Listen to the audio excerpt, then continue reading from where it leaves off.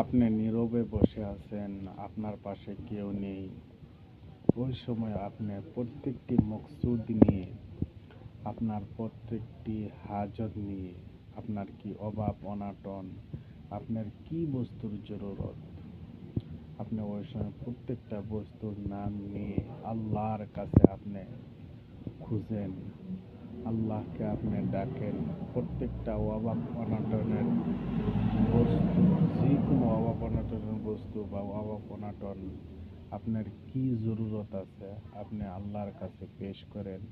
ইনশাআল্লাহ ইনশাআল্লাহ এক সময় আসবে, আপনি সারা বস্তু পেয়ে যাবেন। এমন কিছু আপনাকে আল্লাহ দান করবেন, আল্লাহ দান করার বদলে আপনি খুশি হয়ে যাবেন। তাই সব সময় আল্লাহকে ডাকেন, আল্লাহকে ডাকেন। ইনশাআল্লাহ এই ডাক আপনার কাছে